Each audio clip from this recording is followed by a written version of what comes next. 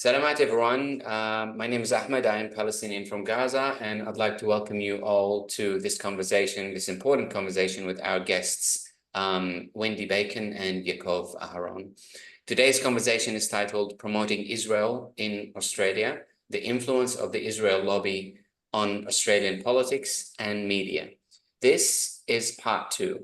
If you've missed part 1 of this conversation, please find it on Palestine Justice Movement YouTube channel. Before I introduce our guests again, if you missed out on the first one, I'd like to acknowledge that we're dialing in from Aboriginal land.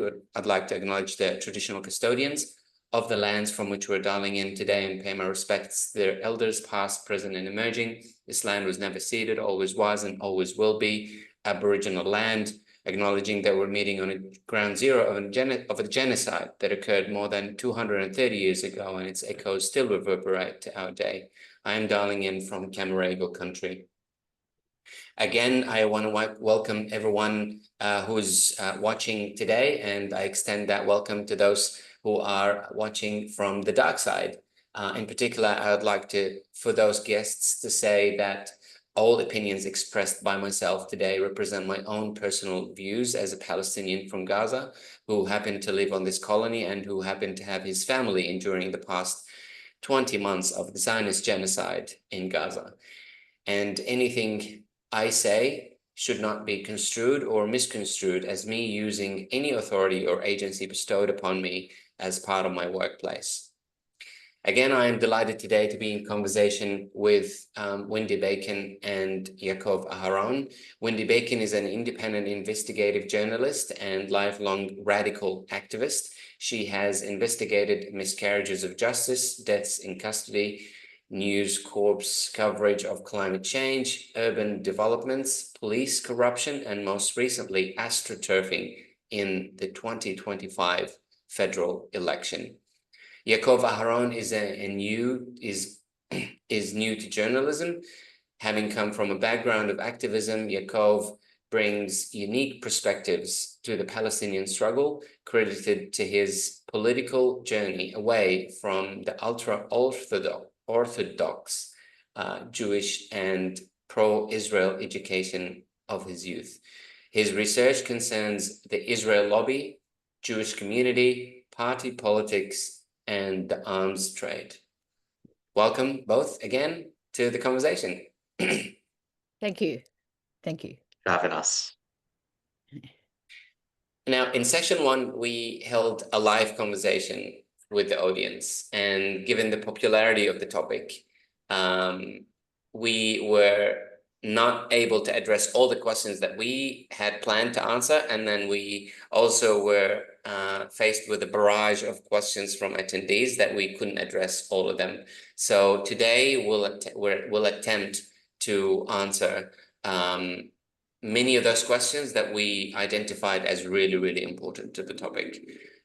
So I want to start with the first question relating to the Israel lobby's influence in federal election, and in party politics in general.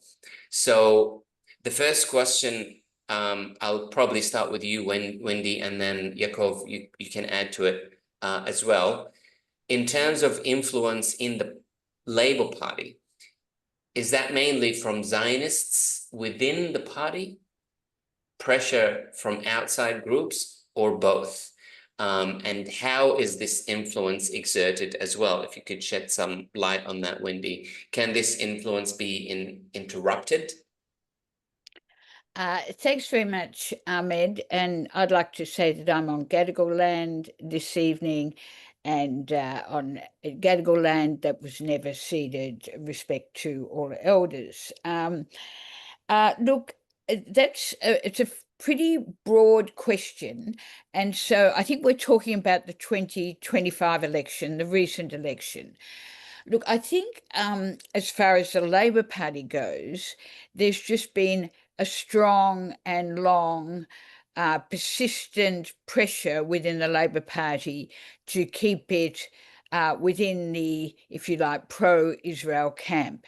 And that pressure goes right back to the 1970s, but particularly in the 1980s. So we're talking about like 45 years now of strong activity. When Mark Liebler was a student politician at Melbourne University, he was already very prominent in Zionist organisations in Melbourne, also representing or beginning to get involved with corporations that were connected with Israel. So, and then we had the sort of Hawke years and then the Gillard years, and they were very much in that pro-Israel world. As well as that, of course, we've had the Labour Friends of Palestine, and they are a distinct group within the Labour Party.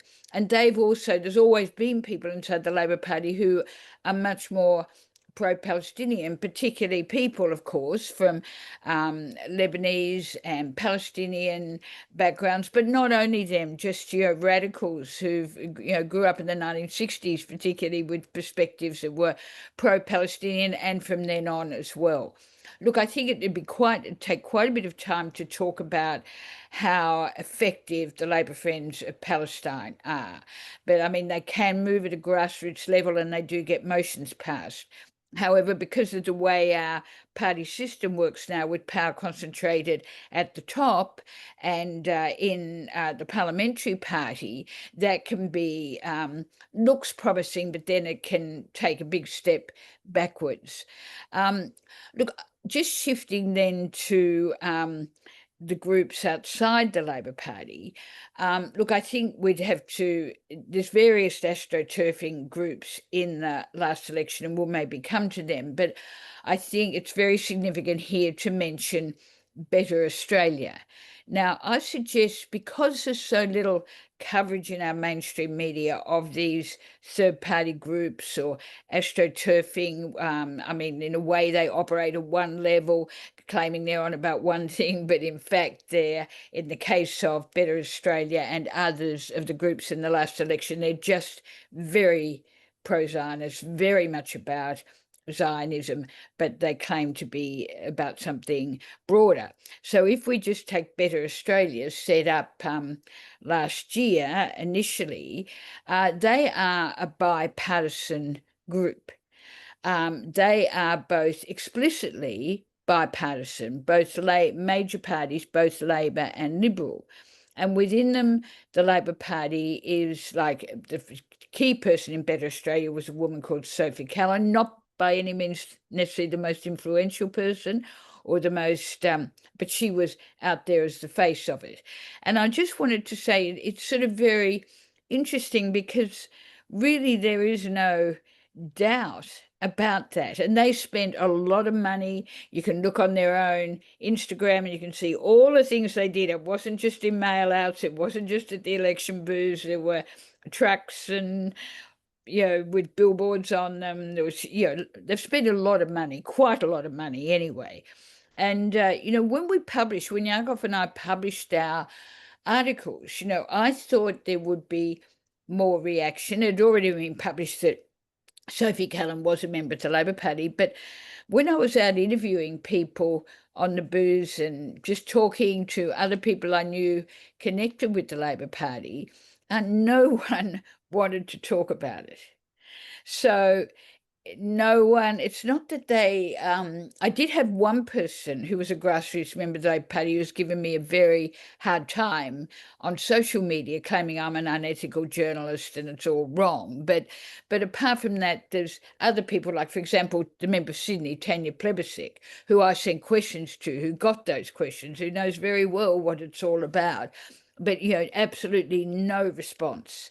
I did hear that from within the Labor Party, that even though sort of, in a sense, what the Labor members were doing inside Better Australia were campaigning with the Liberal Party campaigners for a major party win. No, it didn't matter whether it was Labor or Liberal, so long as it was a major party, and it was all attacks on the Greens and the Teals. But even though you would think that would be in breach of Labor Party rules and certainly potentially bring the party into bad repute, which is one of the rules, there was no complaints laid. Nothing happened. And I think that goes to the powerlessness which the Labor Friends of Palestine feel in relation to the hierarchy. The Labor Friends of Israel, which was formed last year, but in effect is a reflection of forces already operating within the Labor Party. One of the patrons of that is Nova Peris, and maybe we'll come back to Nova Peris, the ex-Labor senator. Very, very active player in Better Australia. Perhaps no one put us, in terms of well-known people, put herself out there with Better Australia in the way that Nova Peris did. Well, she's currently in Israel with a group of Indigenous people that she has recruited. She's in Israel and posting from Israel. And she only posts about what is happening for Israelis. There is nothing about what is happening for Gazans or people on the West Bank. And also some of her social media posts are definitely Islamophobic. Now, she is the patron of the Labour Friends of Israel. So that poses a really big question, I think, for the people who claim to be in the Labor Party who are pro-Palestinian. They would say they're doing their best, but maybe I should draw that to a close. But I think it's, there's But a it's good for, if I may interrupt, for Nova Paris, she also stirring a lot of controversy and conversations within the First Nations community as well. Absolutely. Yes, Amy Maguire, who's a scholar and a very respected Indigenous person in Queensland, who's also a very good journalist herself. She's published an article today absolutely repudiating Nova Peris's claim that in any sense to be acting for the First Nations communities in Australia. I mean, she's out on a limb, but she's on a limb where News Corp gives her, like she's there with a News Corp journalist, she's there with Paige Taylor from The Australian. So, and again, you see this overlap between the political activity, the parties, the media, the paid for trips to Israel. Things operate in a fairly connected, if you like, networking sort of way, rather than either this is the Labor Party, this is her as a Indigenous person. Does that make that clear? Yeah. Absolutely, yes. I'm keen to get your thoughts on that, Yaakov, on that question about the involvement of the Israel lobby in the Labour Party. But I do have another question about the Labour Party, maybe for later on in particular. But what are your thoughts on this question, Yaakov? Well, I would say that it needs to actually go a bit further back in history than that. I mean, the Labour Party was founded literally on two policies were on day one, which was one, connection to the unions, of course. Two, this is the part people forget, the brown people are taking union jobs and undercutting white working class by going for a lower rate. So white Australia was really crucial to the Labor Party in the very beginning. Now, then come 1948, it was actually Labor that really pushed for voting in the UN to recognize Israel. And in fact, they had the support. The real people pushing Labor successfully to take that position was the Communist Party of Australia. If you fast forward to the 60s, the Labor Party was really gung-ho on cracking down on dissent to the Vietnam War. It changed a little bit with Whitlam, and we saw how that turned out for him, not very well. Now, then when you go a bit more forward to the current day, I mean, the Labour Party actually has very authoritarian measures in the way that they run their own party room behind closed doors. If you're a cabinet member, you need to treat every single cabinet policy as if it is your own. You are not allowed to criticize it. Otherwise, pretty much procedurally, you have to step down the next day. You're not allowed to cross the floor, even as a normal Labor member or Labor senator. Otherwise, almost always you were booted from the party. The Liberal Party, which is, usually a bit more authoritarian than Labor in the way that it governs Australia as a country, is actually less authoritarian the way it governs its party room. There is opportunity to cross the floor. If you're a Liberal politician, you can vote for Labor policies. You can speak up against cabinet positions. And so when Israel, gets the full support of the Labor Party, then every single cabinet position is hanging their career on that support. Can I just add something there? Everything that everything that Yaakov has said, I agree with historically, but I think that, and I agree that Labor from the 1940s onwards supported Israel, but there was a lot of pressure in the Labor Party in the 1960s. Like, even though, for example, originally Labor did support the Australian troops being in Vietnam, but huge pressure movement was growing back then in relation to the Vietnam War. So actually in Melbourne, where the biggest moratorium march was, that was led by Jim Cairns, who was then a senior figure and became Labor treasurer in the Whitlam government. Now, I think what happened is that sort of group, we'll call it sort of pro-Israel group that Yaakov was referring to, that began to slip and was contested. And some of the Labor friends of Palestine reflect that group that was putting pressure on then. And I think that's when, I found once an article from the 1970s which said, because Whitlam, before he was deposed, was showing some signs of becoming more pro-Palestinian, under pressure from people within the Labor Party and within the unions, of course. And so that's when the Zionist lobby got more organised, particularly in Melbourne. And, there was a contest. I think that's what we're saying. There has been a contest inside the Labor Party, but those pro-Israel forces have ultimately triumphed at the moment. And you have people who, for example, there's an MLC, that member of the Legislative Council in New South Wales, Stephen Lawrence, who has asked excellent questions at an inquiry into anti-Semitism at the moment, quite significant questions. But his power outside that sphere and his capacity to vote against, say, anti-protest bill by Minns, who is extremely pro-Zionist and pro-Israel, is, as Yaakov has explained, is sort of, in relation to that, if he wants to be in there, he's powerless. He can still try within that sphere to use his, to operate according to his values and politics, I guess. There's just that contradiction.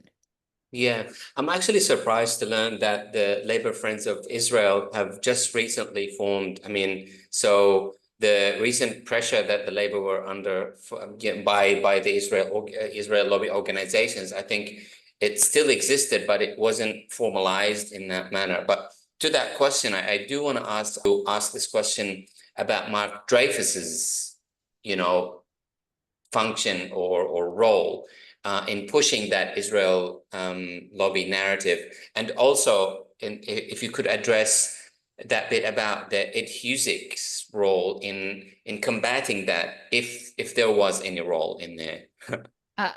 Do you want to, Yaakov, you just break in if Sure. But I think just in relation to Ed2, I think it's a classic case that you can see that when he was in cabinet, we heard maybe a tiny bit, but very little. Very little. You would think that he would have felt compelled then to speak up more on behalf of his community and behalf of people in his electorate. But because of And that, we saw that with Bob Carr and previous politicians. It's just whenever exactly. they So are in because of, cabinet.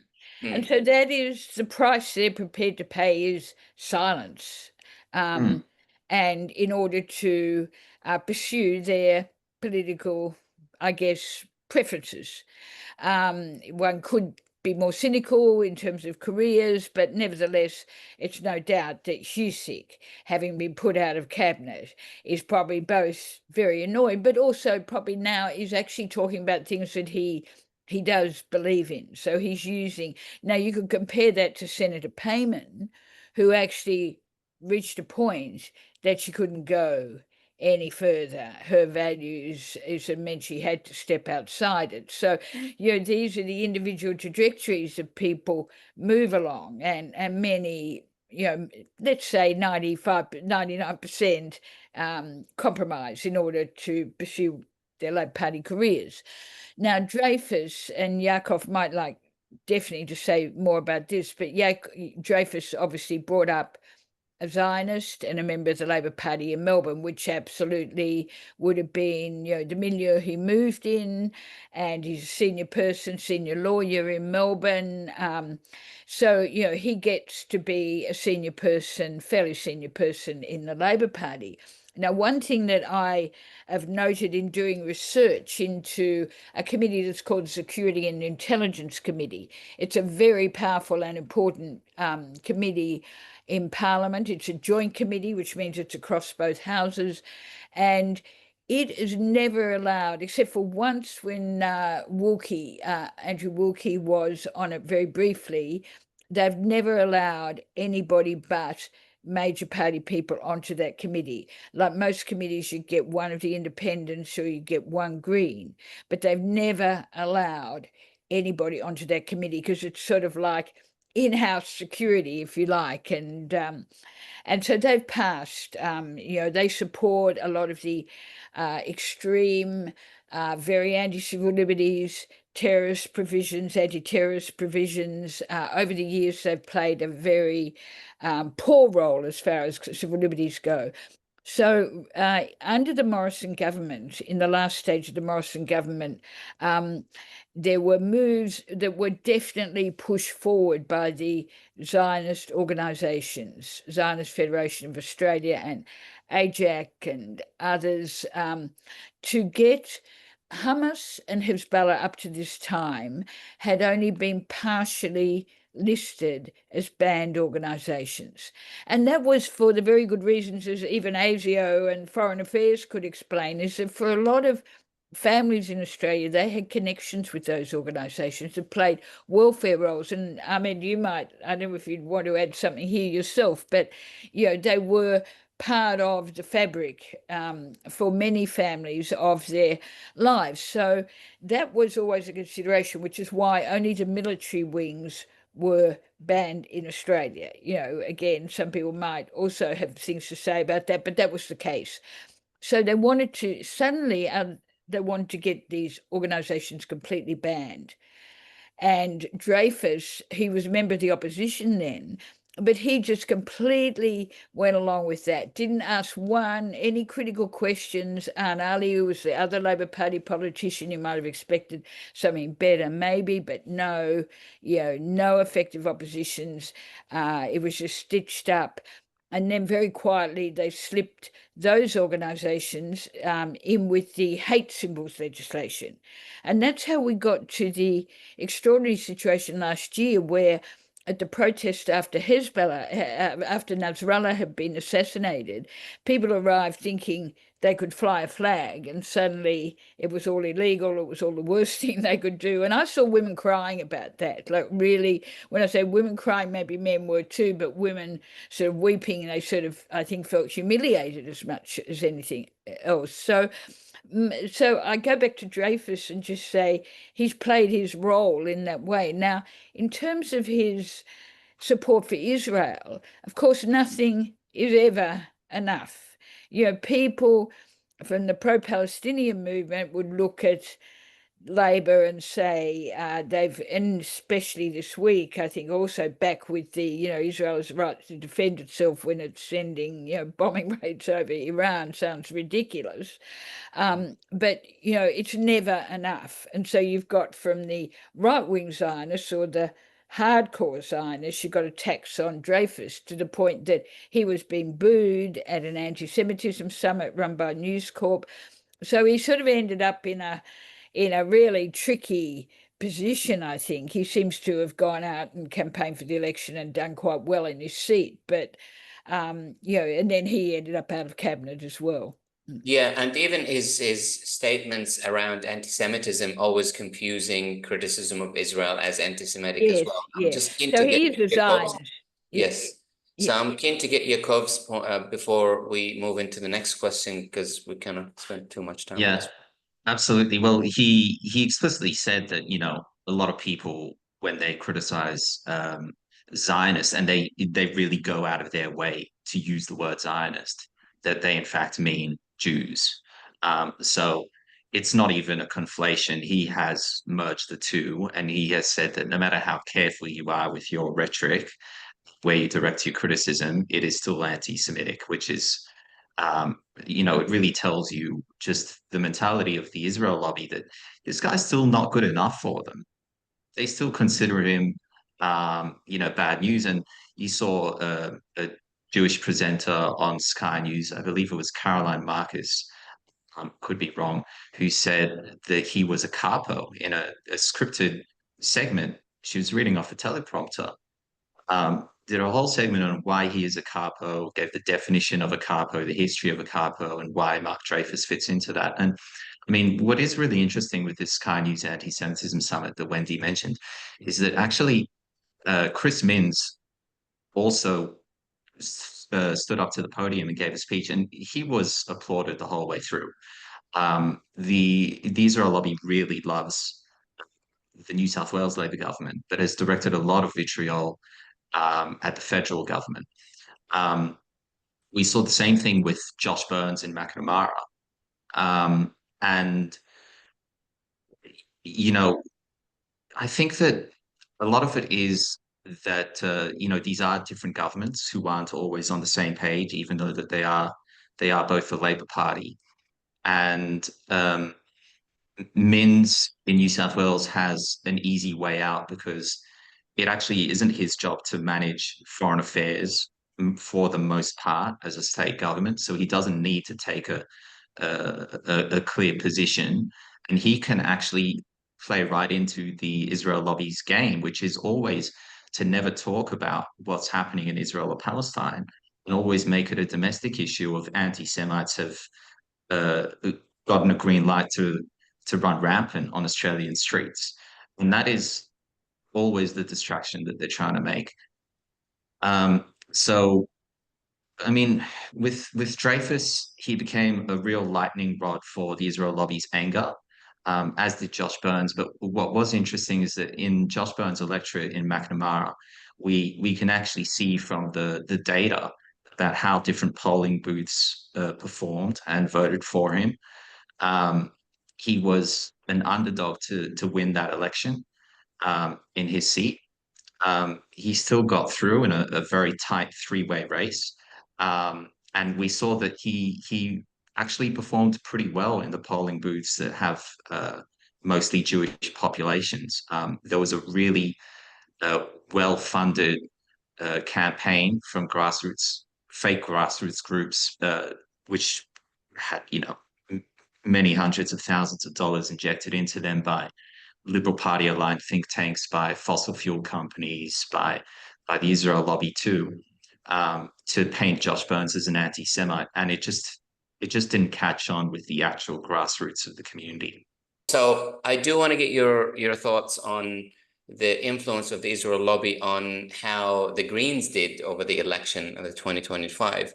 I mean, we can all agree that the Greens did not do as well as they expected to. So was there to what extent did the Israel lobby have any influence on the Greens' results? I don't know if you want to start, Wendy, and then we can go and get perspectives. Thanks, Ahmed. Look, I think, first of all, this is a question of analysis.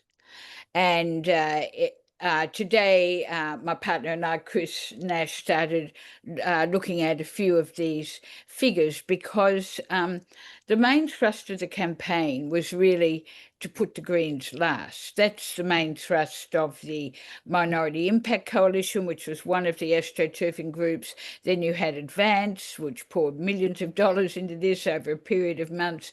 And then you also had Better Australia. So all of this was directed to put the Greens last. So really, to assess the impact of it, you do have to look at the primary vote, but I mean, most of all, you've got to look at the preferences.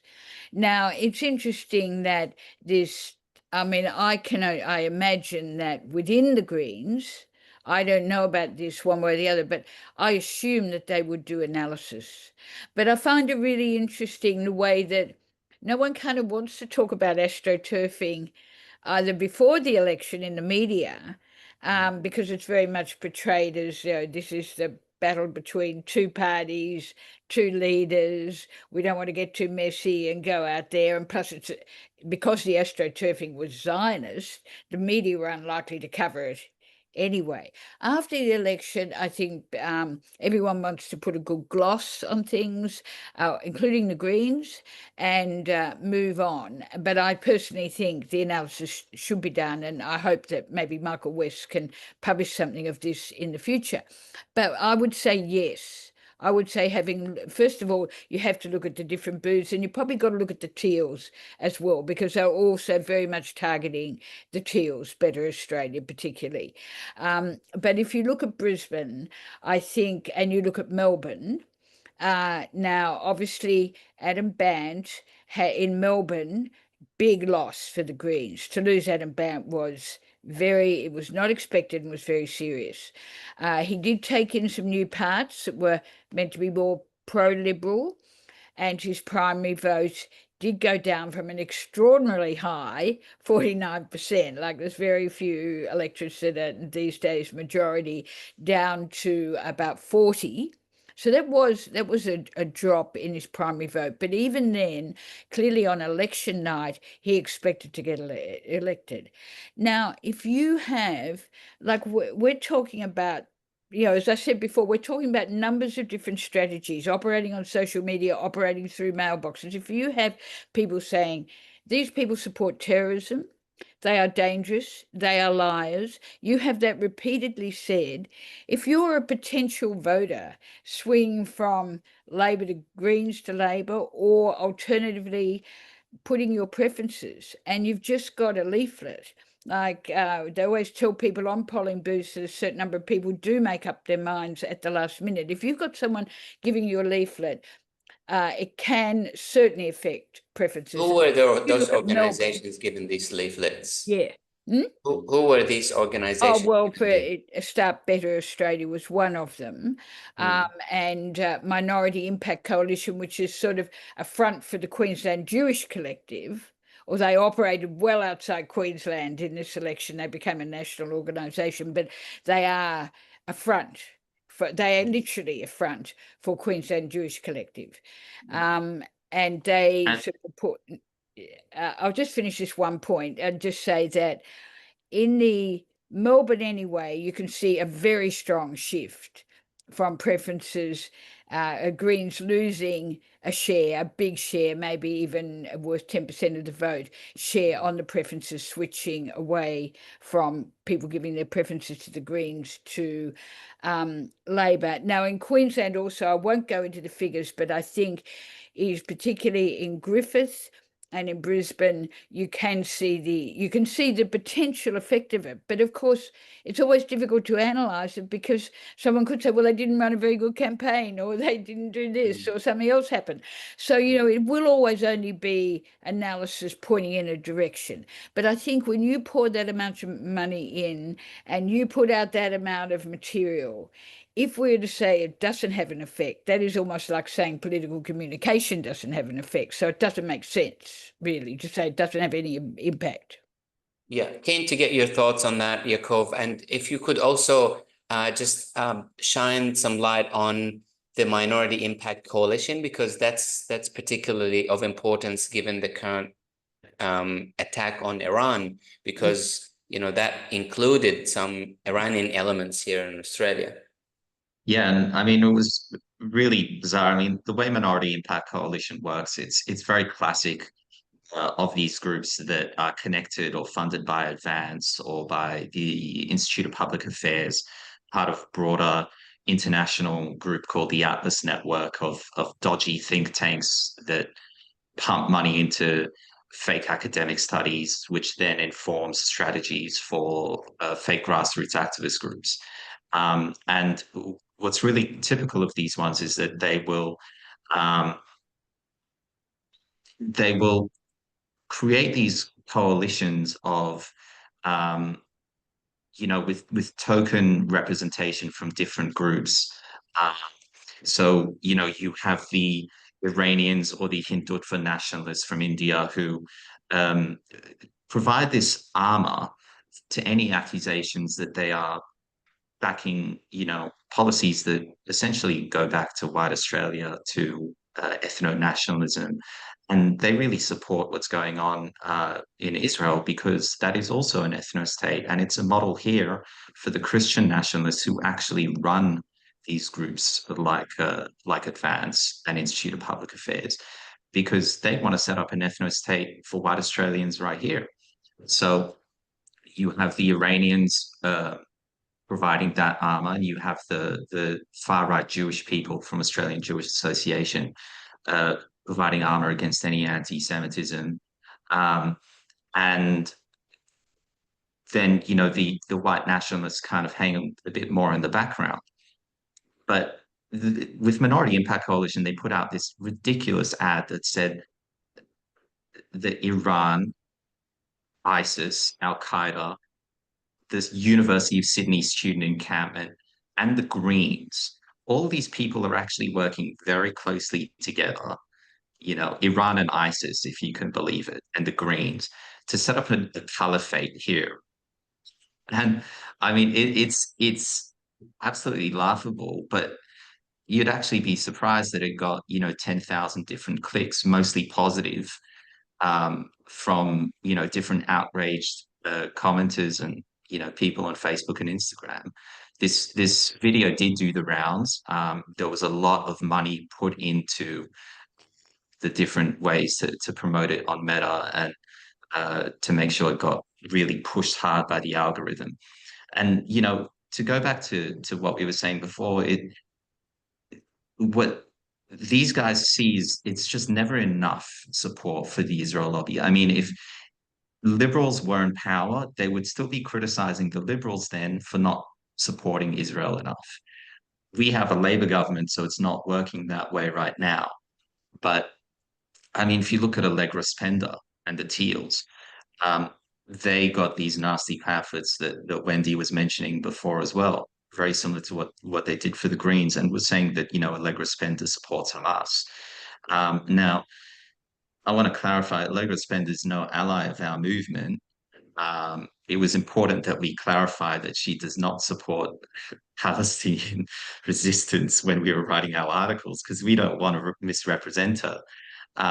She briefly supported reinstating funding for UNRWA, and then she backflipped on that when an Israel lobby group connected to Advance called the Public Integrity Australia provided her with a 50-page document saying that UNRWA is pretty much Hamas. And then, they published these pamphlets anyways, even though they got what they wanted out of her. They said, no, well, Allegra supports Hamas. It's just never enough for these guys.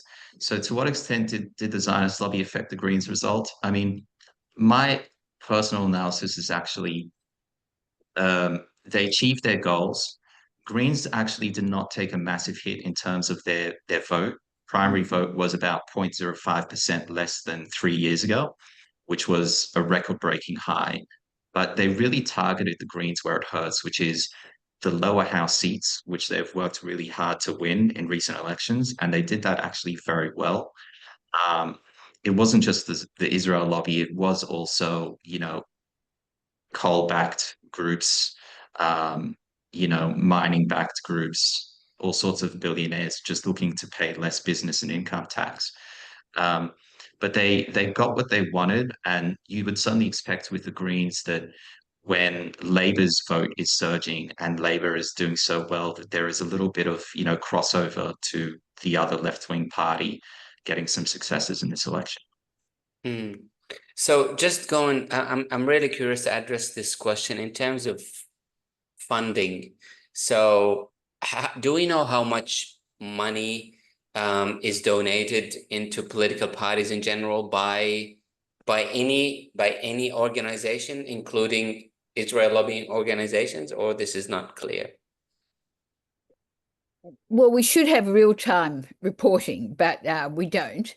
There has been, the answer to that is we will get some information in the future. I think it's due at the end of August, but won't be released till November. We get some information, but there's all different ways of hiding bits of information, like through fundraising events, through other fronts. But one particular point in relation to this election will be that any donation by an organization that was 15,000 or below.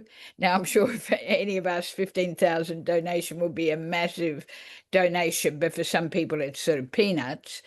But if they sort of take, for example, or any of these organizations, if they have people who are separating out, like if you say do six $15,000 donations, they do need to be added up, and you then need to declare the total amount. But if you have six friends and they all put in less than 15,000, you don't have to declare it. So I'm going to be very interested. We know that Zionist money and fossil fuel money in huge amounts has gone in the past, and that has been documented. For this election, we are going to have to wait. But we can be sure that both the major parties, who raised a lot of money, have got some very big corporate donations. I think Labor overall raised, on the analysis that was available before the election, I think Labor actually raised more than the Liberals. So, that question about lack of transparency in funding is a big one that goes to accountability. And if you don't know who's paying for campaigning, well, then you really, you've got a whole opaqueness about what interests are involved. So yeah, I'll just say that much. Yeah, And because I we think it will be know. worth looking carefully once it comes out. There will be analysis by independent media. Because we hear about this being very common in the US, for example, the APAC is, funding any candidate who is running against someone they don't want to rerun, and so on and so forth. So do we have similar thing, Yaakov? I mean, do we have any figures available? There's nothing really quite like APAC here in Australia, and I think the main reason for that here is probably just because our donations for politics, the structure of those laws is very different. But I mean, it's much more corrupt in Australia, but there are certainly a lot of loopholes to be exploited here. Um, I mean, in America, um, the studies have found that I think it's 92% of elections in whatever sort of race you're looking at um, are won by the candidate that spends the biggest amount. Now, politics is still politics here in Australia, and while it might be a lower number here, it's still pretty much the case. Um, with the donations here, I mean, it's really just quite ridiculous. A certain spokesman for Minority Impact Coalition actually accused Wendy and I of quote unquote doxing their donors because we named, after they had denied it, that there was a GoFundMe with listed donations by billionaires. And they'd specifically denied any connection to those billionaires. I mean, all of this is publicly available information. And they really are doing their best to hide it. The reason that this $15,000 or less donation law that Wendy talked about is largely, they say, to protect the identity of small donors. But I mean, to give you an example, if I had $75,000 spare, which is no easy feat in this cost of living crisis. I could give 15,000 to the Australian Jewish Association, $15,000 to the Queensland Jewish Collective, $15,000 to their Shell Minority Impact Coalition, another 15,000 to Hindu Novan Party, so Iran Novan Party and the Hindu Association of Australia. And then they would just pass all that money back on to Minority Impact Coalition. And I wouldn't be a declared donor publicly. I wouldn't be on the register of public donations to that group. The way that we found out how much money Minority Impact Coalition, Better Australia were pulling in was because we found out that they have registered as a significant third party with the Australian Electoral Commission. And pretty much the definition of a significant third party is that you are required to register that if you expect that you will spend more than $300,000 in this annual year. Now, considering that it was founded as a grassroots organization, quote unquote, in the past year, I mean, it's pretty hard to believe a grassroots organization ran by two mums out of their private home raising a family, have $300,000 to spare on a side project they're running as a hobby for the federal election. But they did, and the records showed that they probably spent far, far more than that, together with Better Australia as well. Yeah, one reason we knew that Minority Impact Coalition was a front for Queensland Jewish Collective is that they aren't even registered as a third-party organisation in the way that Yaakov was just describing. So when I went to sort of find out why, and I pressed the donation button on Minority Impact Coalition, I was immediately back at Queensland Jewish Collective. So then I understood that they were just a front. So, yeah, I just thought I would mention that because there's all sorts of tricky ways to get around this. It's not just these groups that do that, though. It's all, it's big third-party organisations. And maybe just to explain the third-party thing for people, these are the organisations that seek to influence the election. And they also have to register their donations. So once the data comes out, a whole lot of journalists will hopefully jump on it and do a good analysis of it. And so one of the ways that we know how much money is donated to our political parties is that there is a political donations registry published by the Australian Electoral Commission.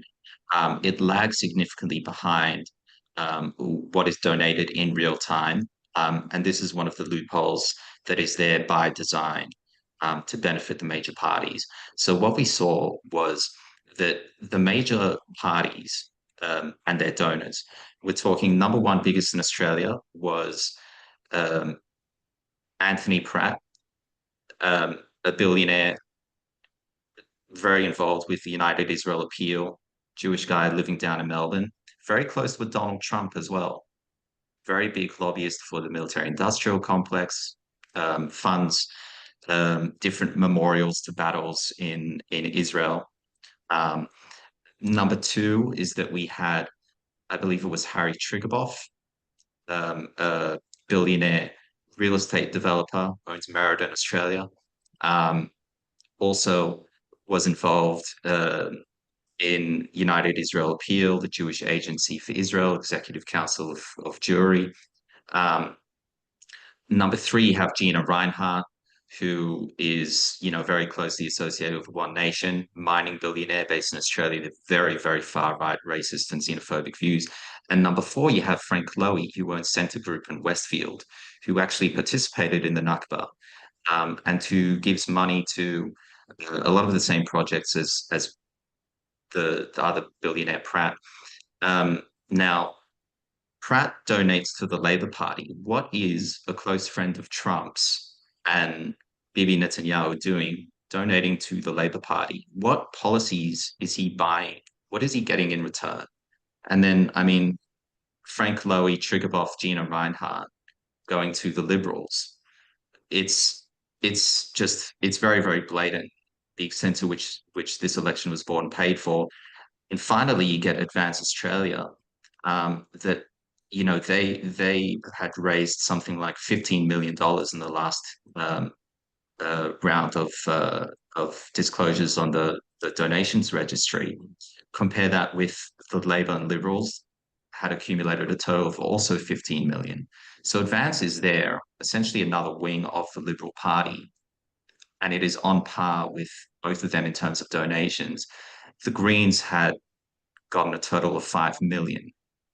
And Advance had said very bluntly they were specifically focused on tearing down the Greens. So you have the Liberals, Labour, and Greens, and the Israel lobby. Labour, Liberal, Vance, and the Israel lobby all working together to destroy the Greens, which is just dwarfed in the amount of donations. This is unbelievable amount of information. I mean, we know that there's an influence of the Israel lobby, right? We know that there is some sort of finance that keeps everything, keeps the policies on their side of narrative. But when we start talking about the influence of the Israel lobby or the Zionist lobby here in Australia, people get a bit uncomfortable around these kind of, I don't know, accusation or allegations. Even though we do have some sort of evidence. I mean, these kind of allegations are labeled as anti-Semitic. You're talking about conspiracy theory and so on and so forth. How do we handle these kind of accusations? I mean, if you want to start with that, Yaakov, and then we can get Wendy's insight. I think it's always important to begin with, presenting them their argument for what they do. They always try to deny that there is an Israel lobby, at least here in Australia, which is extremely rich because Mark Liebler himself describes himself as a lobbyist. His memoir or biography is called, The Lobbyist. Actually, cut that. I'm not sure if that's correct. Sorry. But Mark I think he Liebler. does. Yeah. I think I does. read what was it? The I'll look Pearls it up. Advertising. He does describe himself as Yeah, a lobby. I'm just not sure if that's the name of the book. But anyways, he in America, there's no doubt with AIPAC that this is a lobby group. I mean, it's a political actions committee. That's what the PAC stands for. The Israel lobby is a global thing, and it's something that we hear a lot more about as opposed to, the China lobby, the Israel lobby, Saudi Arabian lobby. Realistically, most countries will have lobby groups in other countries. Um, the Israel lobby is particularly powerful. It isn't only propped up by Jews, it's propped up by, um, you know, ultra nationalists, Christian Zionists, people with ties to the military industrial complex. Now, there is a natural marriage happening now between, these groups like Advance Australia, Institute of Public Affairs, and the Atlas Network here, because they always present themselves as, traditional liberal values, as centrist, common sense people who just want freedom, prosperity, and civil rights for people. But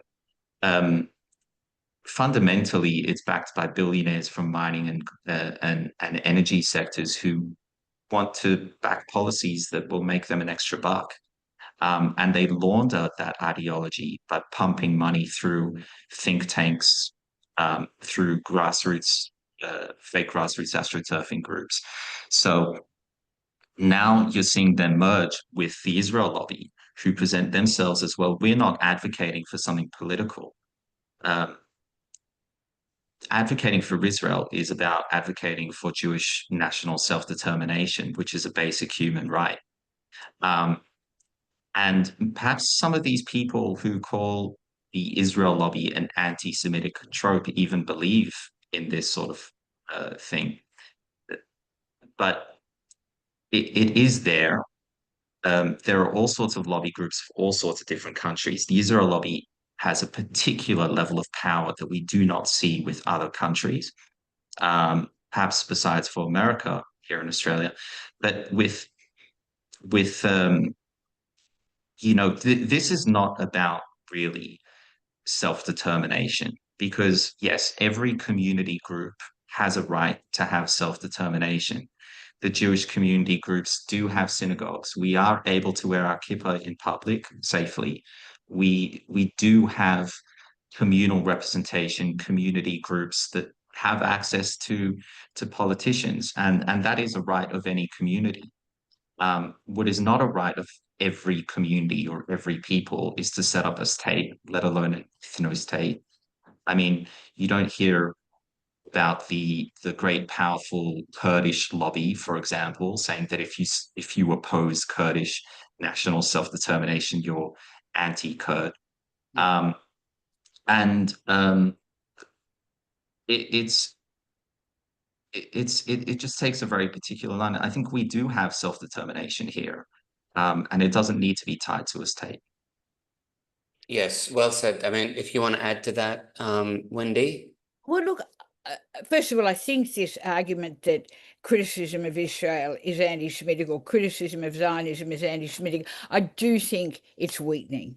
It's becoming less and less, I think, convincing people, partly because of the horrors of what Israel is doing right now, every day, and the sort of thought that you can't talk about that if you do, you're anti-Semitic.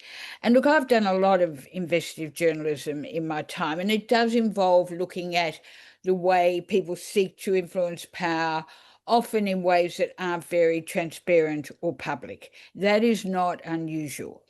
When I started looking at this issue, actually one of the first things that happened, I haven't been someone who's been, unlike Yaakov, who understands a huge amount about it. I have been a supporter of Palestine, but I hadn't done a lot of journalism in this area at all.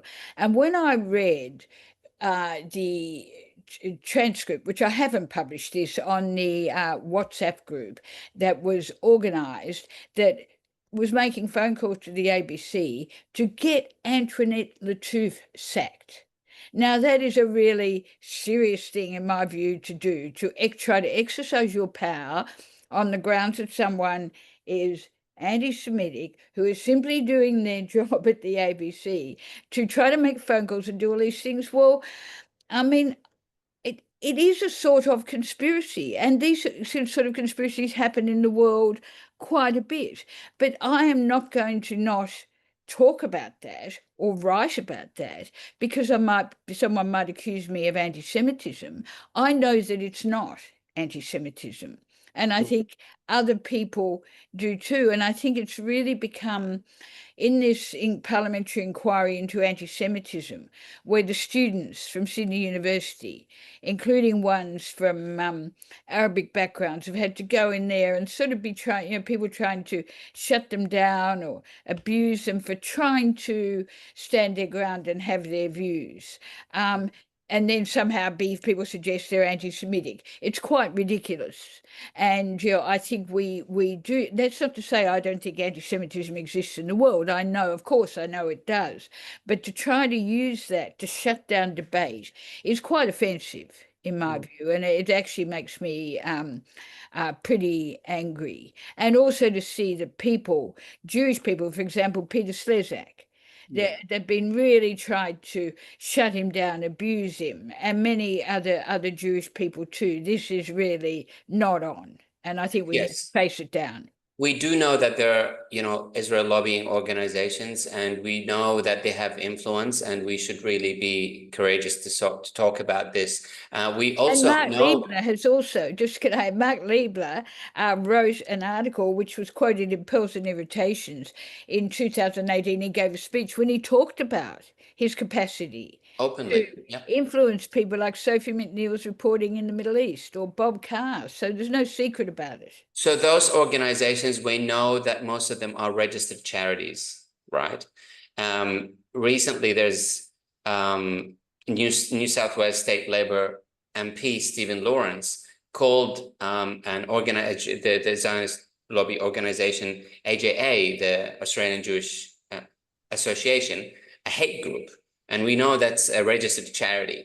So how do we kind of combat these organizations by exposing them that they're actually engaged in hate narrative and hate rhetoric and political activities as well, where as a charity you're not supposed to do that. I mean, I know many people have applied to the ACNC to kind of question these kind of charity organizations, but these challenges or these emails or inquiries never led to anything material. So how do we expose these organizations?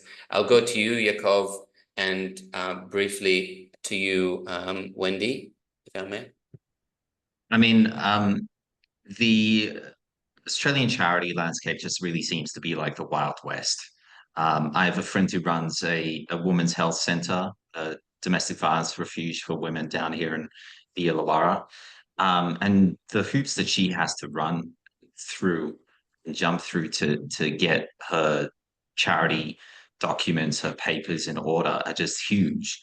And then you look at, some of the things that are happening, and it isn't just isolated to the Israel lobby and the charities that are part of it.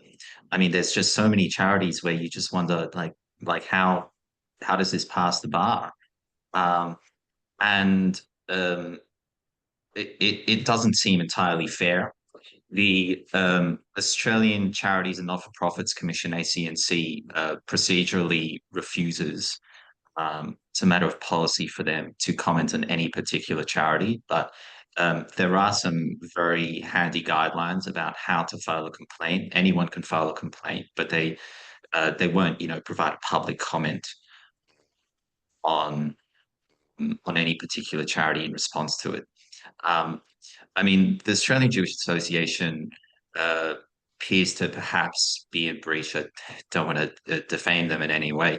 Perhaps be in breach of a number of their guidelines, which, according to the ACNC website, may result in a charity status being withdrawn for an organization, which things like, explicitly opposing a political party or advocating for another political party, or things like breaching Australian law or Australian policies of the government, or perhaps endorsing things that are racist or racially discriminatory, and especially in terms of the charity services it provides. So we have Australian Jewish Association clearly plugging, let's say, fundraisers for settlements in the West Bank, which are Jewish only, gated communities where you have Palestinians living in constant fear of their lives, only 2 minutes drive away, being constantly attacked by armed settlers without being able to enter into the Jewish only settlements unless they have a special work permit, which isn't even being granted anymore. If you fundraise for a Jewish only settlement, that is a racially discriminatory charity service. That is in breach of international law and of Australians' long-standing interpretation of international law. The Australian government has always held that the settlements are illegal and that supporting them is illegal under Australian law too. But it is yet to put their money where their mouth is. The easiest way to do that is to revoke the charity status for groups that are fundraising for the settlements. Because when these groups have charity status, it means that the Australian government thinks that they are providing a service that benefits Australian society, and that they think it is in the wider national interest to not tax them, to give them special advantages that other organizations do not have. And there's really strong legal grounds for us to actually push against these charity organizations and kind of push for revoking their license. Wendy, very briefly, do you want to comment on this question? No, I'll leave that one. Okay, great. So I do want to get into the concept of something that we haven't had the chance to talk about in depth, the weaponization and, to my understanding, the manufacturing of anti-Semitism in Australia in order to push for the Israel narrative, or in order to what's the word? Silence criticism of Israel. One of those incidents recently, the Cairo takeaway incident. So I really want to explain what that incident was and what it could have resulted in as well, because it wasn't clear the way we presented it last time. Do we start with Wendy? I think the best way to think about the Cairo takeaway, to start with, what could it have been if it hadn't been come undone and been exposed? It was just News Corp working with a very extreme Zionist, Ophir Birnbaum, who is also a key person in Better Australia, just working with him to do a series of undercover filming that would expose people being hostile to him as a person they perceived to be Jewish. Now, what happened? So this would have just, let's say it all went, they would have gone to different places. I think they'd already gone to other places, and they would have tried to provoke some incidents, and then they would have put that together and said, here we have a mini documentary on anti-Semitism in Australia. Now, it was a very flawed project, and what happened is some people saw the journalists outside the Cairo takeaway. Ophir Birnbaum was in there, and people reacted, and it was exposed in the street. Ophir walks in. Yeah, He's wearing the hat with the thing. He will, followed by News Corp journalists. That is really the key thing. He walks in there with his cap on, and I don't know that he actually, look, let's just stop for a second. Did he have the video glasses on at that point? Yeah, he did, didn't he? Yeah. So he, with News Corp journalists, acting quietly, goes into the Cairo takeaway, spends a short amount of time in there. Nothing really happens, and he walks out, but people see the journalists and they react, and then he gets chased. Now, he was hoping that there would be some sort of reaction to him, but actually it didn't happen. Now, unfortunately, Ophir walks in wearing the hat with the Star of David on, and he's wearing the thing with the Star of David as well. And he kind of looks at the waitress. He asks her, "Do you have a problem with me?" And she goes, it "What do didn't you exactly mean?" happen like that. This is the problem. They're in serious trouble for defamation because Fahd Ali put out a version of it that did not happen. That's what we've got a difficulty with here. Yeah. Yeah. So the original story that came out that everyone believed, it was not that it didn't actually happen. So that's why when that version got published, Ophir went and got this very powerful lawyer, and they were pretty much able to shut down the story. Now, we were very careful and made sure we made that clear. And as soon as we realized what was happening, we sort of put up corrections, or we changed it to what was real, right? To actually, we didn't claim things happened that didn't happen. But then when we started looking at Ophir, then we realized there was a much bigger story here about who he was and what he was doing. But he'd already been, I think he'd been out in the street in Lakemba, I'm not sure. He'd been with that particular journalist to other places. It was a planned documentary with different episodes, and this was just one episode. And in fact, no one reacted. I'm right, Yaakov, on this, isn't it? He was in there. No one questioned it. He went out, and then people saw that there was a journalist there. Questioned what, Wendy? Questioned what? No one questioned him wearing the cap. No, as far as I know. In fact, no one reacted at all. There was no anti-Semitism. Yeah. So that's the punchline, that he was wearing the cap, trying to provoke people. That Well, he was yes, but he didn't. But then they did react, and they sort of got really angry with him. Yes. So it's a very, very messy incident. Yes. Because the false version of it was put out first. And a lot of people believe the false version, including lots of people on the left. Yeah. Well, the journalist did come in, About 8 tweets. Daniel Yeah. Guzmorali. Yaakov, She came in and into the cafe and asked, did you have a problem with that man, or words to that effect, according to certain accounts. And it is before the courts, so it is difficult to exactly comment on what we know had happened, or what has been said has happened. There are different accounts, but I mean, what is fundamentally the case, however, is they were working on this documentary for quite a while, and they had already gained quite a bit of footage. But I mean, what's clear to me is that the footage that they had was clearly not enough, and so that they had decided, how do we create a scene in the Cairo Takeaway, clearly a pro-Palestinian cafe, which is in some ways premeditated, in some ways orchestrated,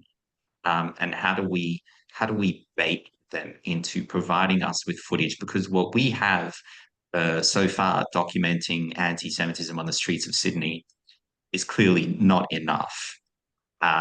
So, I mean, the other thing is that this guy was not actually wearing anything that was inherently identifying him as Jewish. Thea Birnbaum was wearing a Star of David cap, which, if he wanted to wear a Jewish head covering, I mean, there's already something like that. He could have gotten it for free from a synagogue that's up the road at Newtown. It's called a kippah, not a Star of David cap, which was, blue Star of David on white background, clearly imitating the Israeli flag. Now, there are many Christian Zionists. Israel is a Jewish ethno-state, but it doesn't speak on behalf of all Jews. It doesn't represent all Jews. Wearing a Star of David cap modeled on the Israeli flag is not a Jewish symbol. The Star of David necklace that he was wearing, I mean, again, you see Christian Zionists wearing that, just like you see with the hostage pin, you could say. And the Star of David has only really become a symbol of Judaism in the past 400 or so years. It was very, very obscure before that, in terms of its relationship to Jewish history, and then it really kind of took off as a symbol that was associated with Judaism at large when Israel was founded in 48. So, this guy was not visibly Jewish, and he didn't face any anti-Semitism because of that. I think anyone walking down the street who saw him, who perhaps did react to him in a negative way, it could have easily been thought that they were reacting to a Christian Zionist. But also, he didn't, where it gets messy is that he didn't say the things attempting to provoke them that they said he said. That has now been accepted by the Cairo Takeaway. So even a few days later, when I went down there to talk to the owner, I've a customer there, I could have talked to him. He'd been instructed by his lawyers not to say anything. Now, but it doesn't mean the incident's not significant, because because, as Yaakov said, it's a pro-Palestinian cafe. It's known for that. They hoped that people would react, and that he would then probably also react, and there would be something to add to a very thin amount of information, if not negligible amount of information.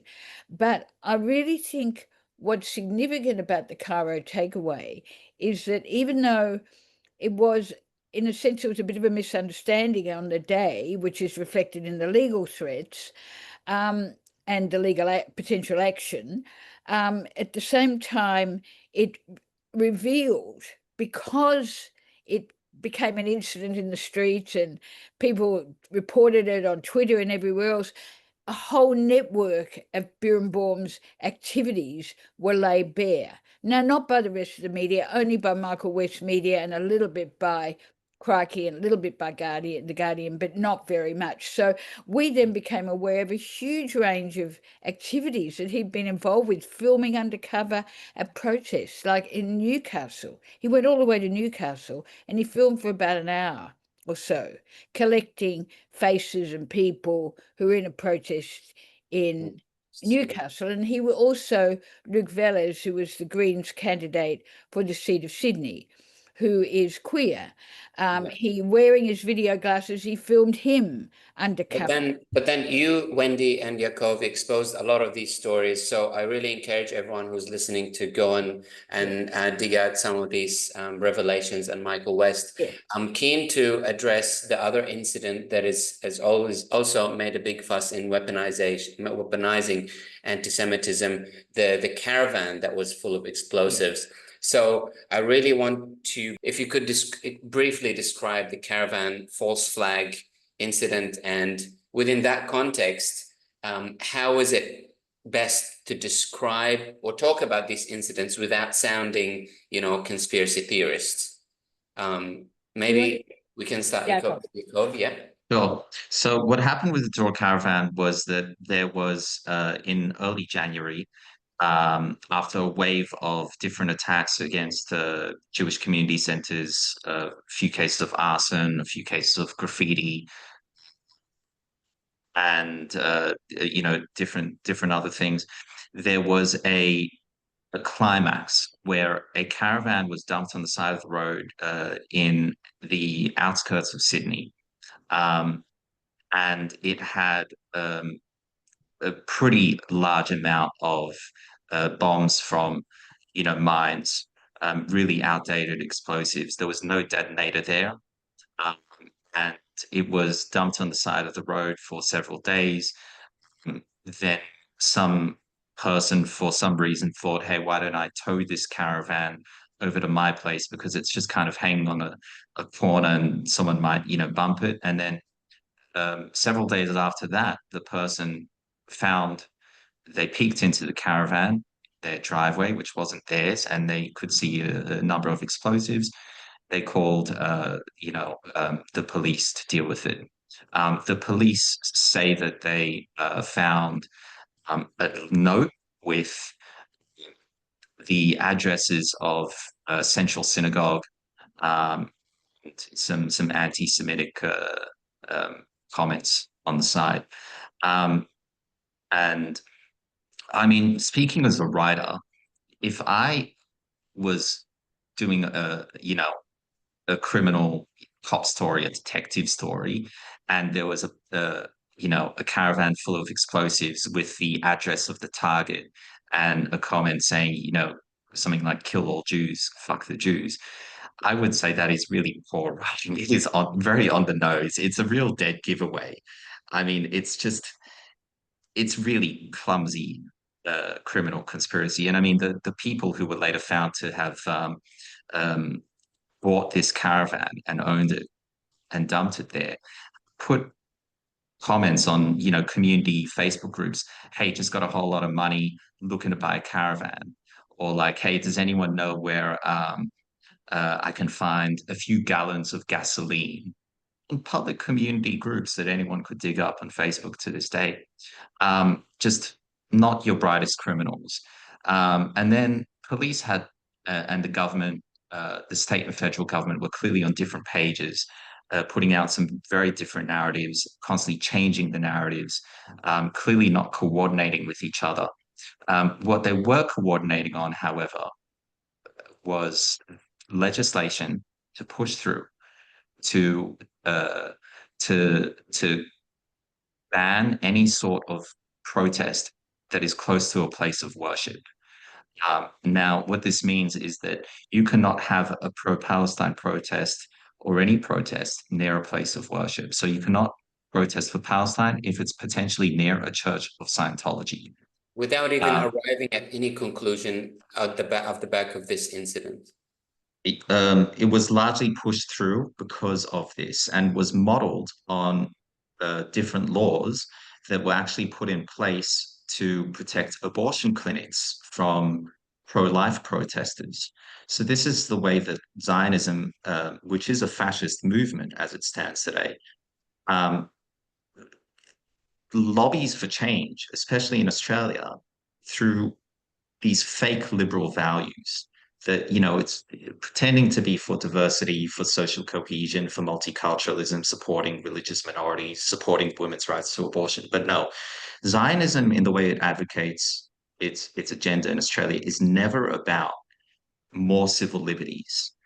If you ask a Zionist what makes Jews safer, um, they'll remind you of the Nazis and the Holocaust, but they'll never say, well, the Nazis were very authoritarian and fascist. We should make Jews safer by having more civil liberties, more freedom, less of a police presence, less security cameras. No, it's always a bigger crackdown on dissent. So the law, as it was amended, specifically Labor, we know that they refused to create clauses that say the protest has to be related to that place of worship. So you cannot have a protest for taxing billionaires if it is close to a mosque. How close does it have to be? How far does it have to be? Again, Labor refused to say that. Now, the Great Synagogue, which was allegedly the target of the Dural Caravan, they they wrote to the New South Wales Anti-Semitism Inquiry with a submission, and they strongly condemned Labor for refusing to say how far the protest needs to be. They said it must be 500 meters. That's our recommendation, which pretty much rules out any protest anywhere in the central business district of Sydney. Um, now, and it's actually interesting that even before that, a month before the caravan was found, these laws were first kind of mentioned and pushed forward the day after Fear Birnbaugh from the Cairo takeaway stunt. Pulled a separate stunt where there was a protest outside the Central Synagogue, the Great Synagogue in Sydney, and he happened to be walking past to a ticketed event at the synagogue, and he happened to have an Israeli flag, and he happened to have his spy glasses on, and he stood across the road after filming them secretly, getting their faces, and then taking out the Israeli flag and causing a scene. So the next day, the media says, well, it's not safe for Jews in the Sydney in fact, he Central was on Business Sky District. News. Yeah, in fact, Yeah. again, the incident happens, and next thing, he's on Sky, being interviewed, calling for a crackdown on protests. So it's really hard not to think that, just going back to the caravan incident, that as Yaakov has explained, that I don't think Four Quarters did a program about it and interviewed a criminal who said that he was trying to negotiate sort of the ability to come back to Australia. He was on the run. That was not satisfactory. It left a lot of questions unanswered for the audience. But what we can see is the political agenda behind the caravan incident. Of course, it caused fear for Jewish people in the Jewish community. I mean, it would, but that's not the point, because it was clearly serving a political agenda. Yaakov? Yeah. Just quickly, I mean, with the Fear Barenbaum incident in December, it was literally 9 a.m. the next day. Chris Minns, the Premier of New South Wales, came out with this policy. It's not some sort of policy you come up with on the fly. It is something that they saw an opportunity where they can make this palatable, and they can sell it to the Australian public. But this criminal mastermind allegedly behind the caravan, the guy who was pulling all the strings. I mean, after lies and lies and lies by the New South Wales police, the federal police, the New South Wales government, the federal government, they're finally now saying, well, this time we're telling the truth. we have found out that the criminal mastermind is a Australian criminal who's fled to Turkey on major drug trafficking charges, right?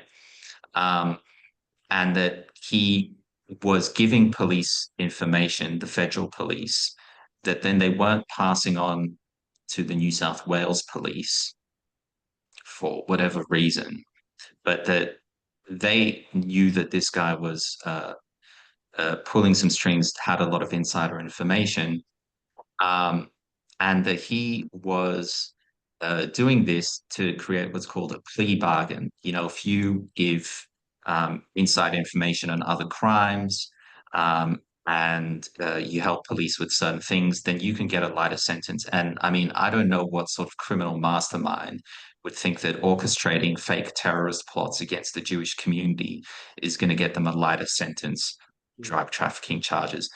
If that is true, certainly not a mastermind.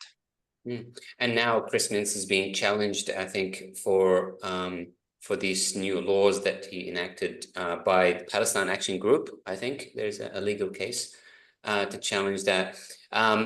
Yeah, I mean, could I just interrupt for 1 minute? I don't want to hold you up, but I've just was checking something.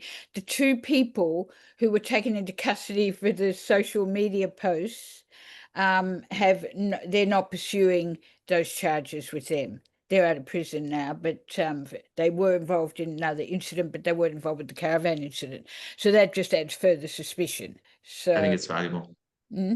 I just looked on news.com.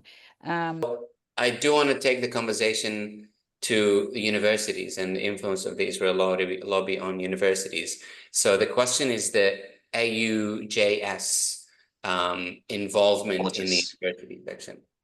So how connected is the AUJS to the Israel lobby? And that's kind of the what is it acronym for? Australian Union? AUJS, the Australasian Union of Jewish Students. Yeah, the Australasian Union of Jewish Students. How connected is it to the Israel lobby, and how do they work in terms of influence? I mean, university a great deal. This is the equivalent of Young Labour and Young Liberals for the Israel lobby. And, you know, it also, if you're a good senior figure, a good operator within AUJS, then you have a very easy segue into Labour or Liberal Party politics. Like Michael Danby, for example, a former, I believe he was national political president in the 80s, Josh Burns too. And Dean Scher, an advisor to Albanese and to Josh Burns and to Danby as well. Now, what I was a former UNSW president of AUJS a long time ago, and I had different political opinions. And I remember that there was a very clear policy time where if anyone faces some sort of abuse, and even if they are unsure that that abuse was anti-Semitic in nature, the policy is that they report it to the university and to AUJS, that they pass over the handling of that abuse and that complaint to AUJS, and that it will be reported as anti-Semitic. That is a policy in writing, documented, reported on by Honi Soit in an article early last year. Now, the AUJS actually they had a panel in I believe it was 2022 with the national chairperson and a few other people, together with Gillian Siegel, who at that time was the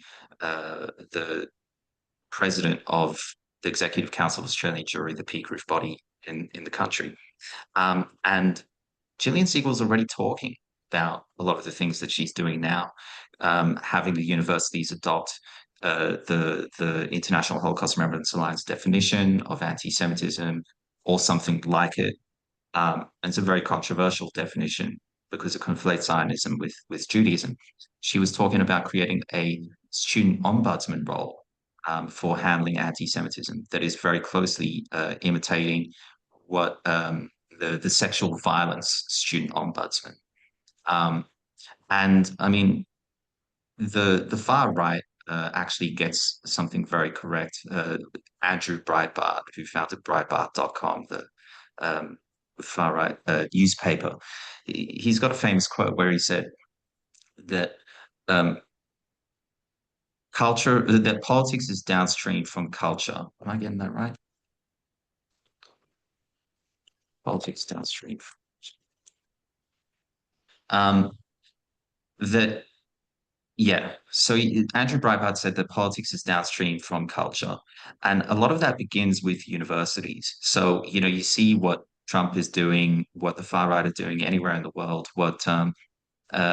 It always begins with going after, what they call woke politics, politics on campus.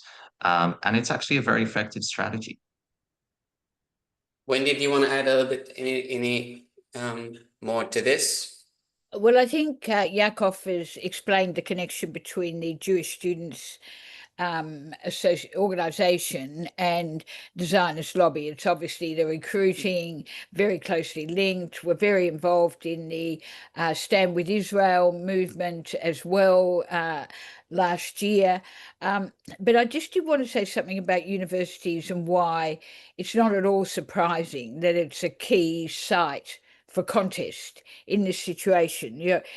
Universities have traditionally been, I mean, you would expect that. Here's people who are, even if the universities don't deliver very satisfactorily, it is a place where people are meant to be thinking about ideas. So if you go back to the 1960s anti-Vietnam War movement, I mean, there were major occupations throughout the Western world anyway, like throughout Europe, in the UK, massive actions. People were shot at Kent State in 1970 for protesting, shot by the army. So, it's not, and then during the Iraq war, also war in Iraq, there was also protests. So I'm not surprised. In fact, I think it would have been really surprising if there hadn't been any actions on campuses. And, it is, I think it's very disturbing the way the universities have set out to crush this. That we've got unprecedented oppression of academics and students. I mean, the whole thought that you now can't, I can't always believe it. You can't go and put up a placard, or you can't organise a protest. I talked to a student at UNSW who had been potentially going to be suspended because she organised a meeting. Like, this is a major intrusion on civil liberties, and people should be mobilising against it and standing up against it, alumni as well as students and staff. So, yeah, it doesn't surprise me, but there's many disturbing aspects to people who've been punished and 100%. Yes. yeah. So I want to ask my last question, and this is a big question, so hopefully we have time for it, about the media. A lot of the TV reports, they're nauseatingly full of clips of Netanyahu and IDF and then the Israeli narrative. And there are rarely reports that are reflecting the Palestinian narrative without, so they bring the Palestinian narrative, but they heavily and strongly challenge it, while they don't even touch on any of the Israeli narrative. So one can't stop wondering, how did our media get so homogenized that way? I mean, how did we get there? Like, people now are waking up to the reality of the Palestinian struggle, and they feel that they've been sleeping over these years and decades. Like, how did we get here? Well, I mean, I don't know that we were ever in a very different place. If you went back and to the 1990s, there was an extraordinary level of Islamophobia, particularly, of course, in News Corp, but it was throughout the media, and I think part of Islamophobia is not only the hate, but also the silencing. As if whole communities are not there. So in some ways, I don't feel surprised. Like, we're always, as an academic, we're always trying to get people from different backgrounds, non-Anglo, non-European backgrounds into the media. That's been a huge fight over the years, including with the ABC. And that's why it's so dismaying to see people like Antoinette Lattouf, Jan Fran, who I think is in the ABC, but is playing a very critical and good role, I think, and Noor Hagar, and who are young people from the western suburbs who saw that they could enter journalism and then to be sort of pushed to the margins of the ABC. And Noor Hagar said a very important thing about that. She said that she has really lived experience of domestic violence in her family. Her father tragically killed her mother in Sydney, and she's always been able to, in a sense, not in a cynical way, I don't say this, but she's always acknowledged she's been able to use that experience to do better journalism. When it came to her Lebanese background, which included her grandmother being shot with nil accountability by the IDF, that was not counted in the ABC. That, in fact, was a disadvantage in the ABC to the point when she did not want to be there anymore. That's all last year. But this week, I found it just, I watched the 7:30 report last night, and I know exactly what you're talking about. It's like we're hearing the American Israeli perspective. Yes, a couple of questions are getting asked, but we're not seeing what's still happening in Gaza. And I think many of us have got to the point when you watch it to kind of know what they're doing, but you watch it in the most critical way. And I think more, it's not the media for the people who live in the communities in Western Sydney. It's just not their media. So I guess I'm not so shocked, but I'm not so shocked, but I am appalled. I'm appalled that in 2025, this is the state of the Australian media. And it's absolutely, and in a way, I think the ABC always has tracked to the government line when it comes to foreign policy. Yes, like especially the ABC. I mean, I could understand it if it comes from Channel 9 or Sky News. I mean, these are kind of, more conservative, far right. But the ABC, like publicly funded, and it's The supposed to be. BBC has been pretty bad as well. Jonathan Cook, who's a very good journalist who used to be at The Guardian but had to leave for similar reasons there, he has been hugely critical of the BBC, which I think may have improved a little bit has improved in recent weeks. But I think the ABC has got worse. You've got very experienced correspondents like John Highfield who say that it is just more controlled from the top now. Why do you think it's got worse? Because I think overall the independence of the ABC has been undermined. I mean, I know it sounds like I'm contradicting myself here, but yes, the Islamophobia has always been there, but there was more of a spirit of independence at the ABC. When I say independence, I mean journalists collectively organising to push back when management tried to interfere. And John described an incident when we were in a panel at Manly Library the other day where he did say something about the Srebrenica massacre as a background when he was reporting something else on the ABC. And he used to be on The World Today at midday. And when he came off, he was called into management. And Sorry, there was the Srebrenica massacre sorry, I missed in Lebanon, Yes. 80s. Yeah. Do you want to? Sure. So there was a very interesting story that John Highfield, a former ABC presenter, was very high profile back in the day, where he was talking about the Srebrenica massacre in 2000, mid 2000s, when Ariel Sharon, the prime minister of Israel, was then at the top. And he provided some background on who Ariel Sharon is, that there are some serious allegations that he was partaking, that he had a very high level of responsibility for the Srebrenica massacre, where hundreds, perhaps maybe even 1,000, several thousand Palestinians were massacred by Christian Lebanese militia that were let in to do the job by Ariel Sharon's IDF troops that he was commanding on the ground on that day. and that, that he knew very clearly that they had come into that town, Sabra and Shatila, to do massacres, and that he knew that they were doing the massacres as it was happening. He continued to let it happen. So the Israelis founded the Khan Commission to look into it, and they found that he was actually responsible. And he stepped down from the Israeli cabinet position at the time. I believe it was Ministry of Defense. And this is from the horse's mouth. This isn't John Highfield editorializing, giving his opinion. He's literally quoting what the Israeli government inquiry into Ariel Sharon found. And when Ariel Sharon became prime minister, I mean, this is a very important context. You tell people, the audience who might not know who Ariel Sharon is, this is who he is, this is his background. There are some serious allegations of war crimes. Now, unfortunately, the next moment, as soon as that program was over, he got called into the ABC office, the management's office, and they said to him, what are you doing? You're not allowed to say that. And there was perhaps, some sort of very aggressive phone call from a lobbyist telling them to pull the plug on that program.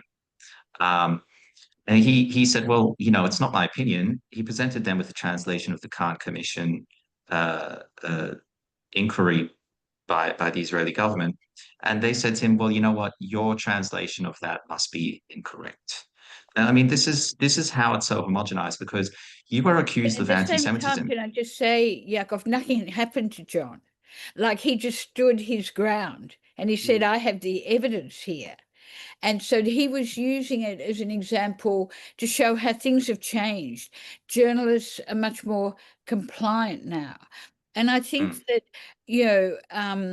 another really strong example this week of where what Yaakov is talking about is a backgrounding. Like, when you're a journalist, if you're naming a significant figure and there's some good background information, just succinctly, that you can pop in there. Now, this week I've been watching, like, Israel has nuclear weapons.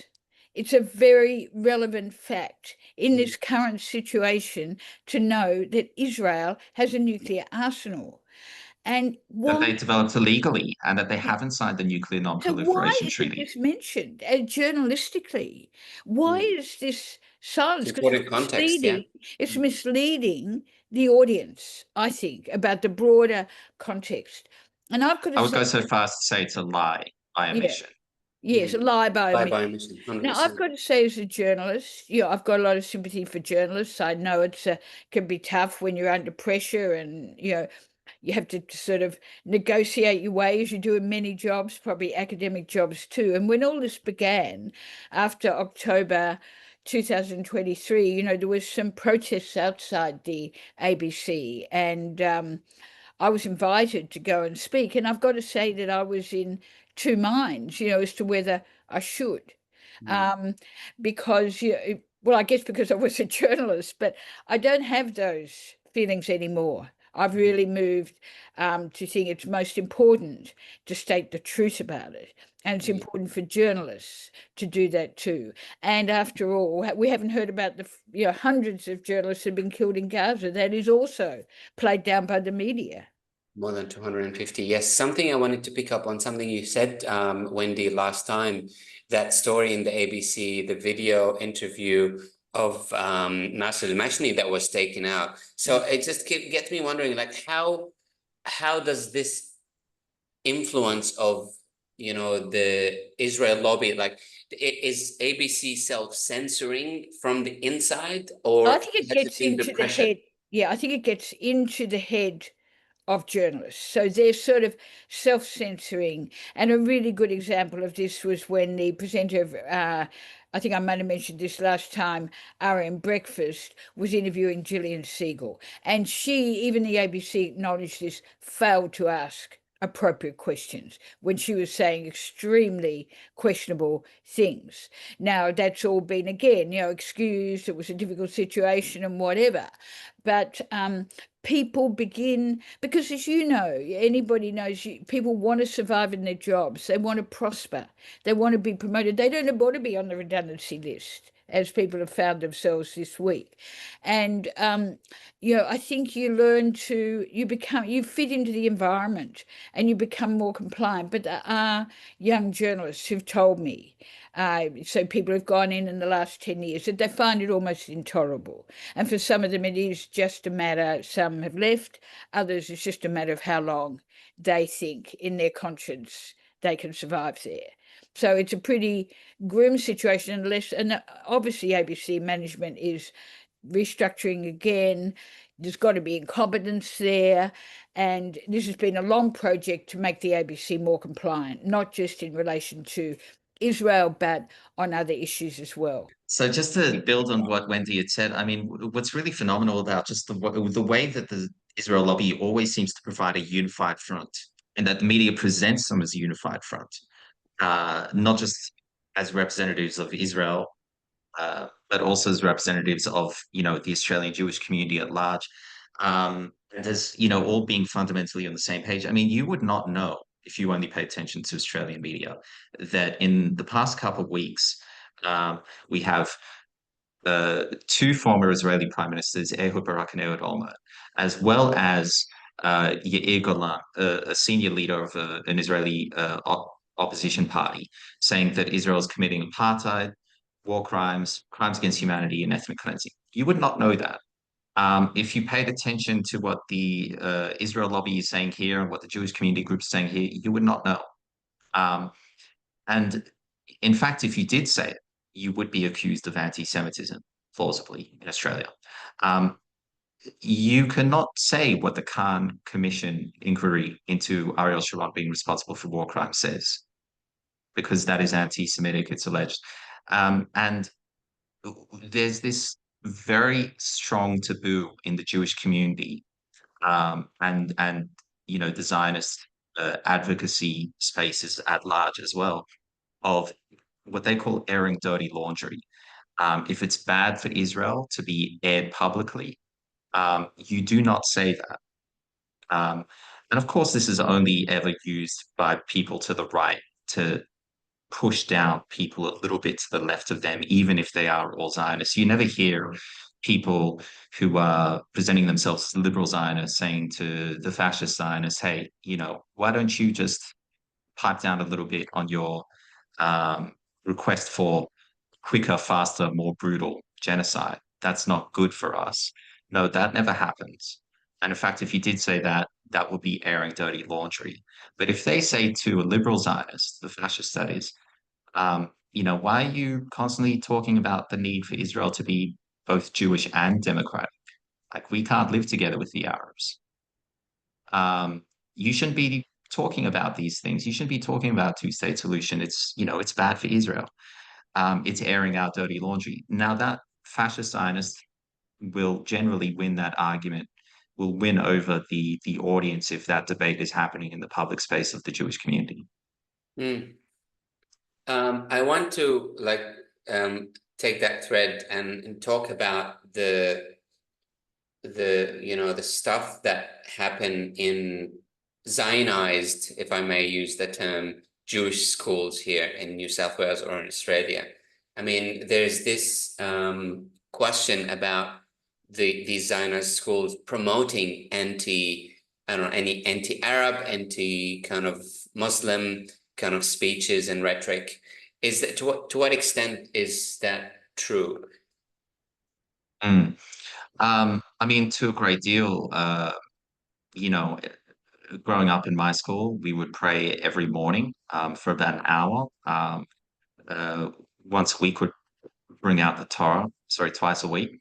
And we would say a blessing for the IDF and for the state of Israel, and a third blessing for the Queen of England as the leader of our country. And this was very, very much ingrained into our culture. It's baked in. And this isn't just the case for my school, it's the case for most of the Orthodox or ultra-Orthodox synagogues across Australia too. So, we had, you could say, like a mini little synagogue within our school. And so I remember, yeah, we would have Israeli soldiers, veterans come over and give us talks about how it's the most heroic thing you can do. You have schools like Leibler Yavne College in Melbourne, which brags about on its webpage how many of them have flown over to join the IDF. They have um, massive a massive plaque for every single one of the alumni that has gone on to join the IDF. They have a big mural to former Israeli Prime Minister and leader of the terrorist group Irgun, that's Menachem Begin, a massive mural to him in the college.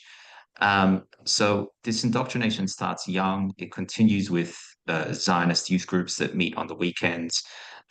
These youth groups and the schools have all sorts of programs to send the kids over to Israel at 16 years old, at 18 years old. And a lot of those legs of those trips to Israel are to things, like when I was 16 years old, I was taken to an Israeli recruitment center for the IDF. I was taken to IDF museums. And to accommodation centers for lone soldiers. I was taken to munitions factories going back to the Nakba, which were literally under children's playgrounds in a kibbutz near the south of Israel, near the town of Rehovot. I mean, these things are all over the place, and this is where the that indoctrination sounds like happens. just promoting Israel rather than promoting any sentiment that is anti-Arab or anti. So to me, it doesn't sound like a big deal. Like, where's the anti-Arab? In many ways, the Arabs, they weren't even thought about. It wasn't part of our consciousness. There were hordes of savages outside of Israel who were anti-Semitic, who wanted to destroy us. There was no understanding of the Palestinians. There was no. I learned what the Nakba was. I learned the word. I was like 20 years old. I didn't know that there were people living there before who were kicked out. And I was already involved with the Israel lobby before that. I've already held jobs in the Israel lobby, and I knew, you could say, a fair bit from a very closed-minded perspective, but a fair bit about the situation happening there. I didn't even know what the Nakba was. And so we were not taught to think about the Palestinians. Their existence is erased from the conversation. It is about supporting Israel. It is about fighting anti-Semites. It is about Israel's fight is our fight, and the Palestinians are not given a second thought. It's really interesting because I met so many Jewish people who are anti-Zionist, and most of them are elderly, like in their 60s and 70s, and they always tell us how they found out about, Zionism, and they kind of were resurrected out of this racist ideology late in their age, like in their 40s and 50s. But now we're seeing hundreds, if not thousands, of younger generations waking up to these kind of realities in their 20s and in their teenage time. So, I mean, the tide's shifting, or the tide is turning, something like that. So times are changing, and I think that's a great change to the positive for the Jewish community, for the Palestinians, because this ideology is really plaguing that faith, and this rogue state, genocidal state, behaves in a way, and in that genocidal way, and claims to speak on behalf of the Jewish communities around the world. I couldn't thank you enough, Yaakov, for that insight, and for your time. And thank you, Wendy. Thank you so much for your time. Thanks so much for having Wendy and I. Thank you.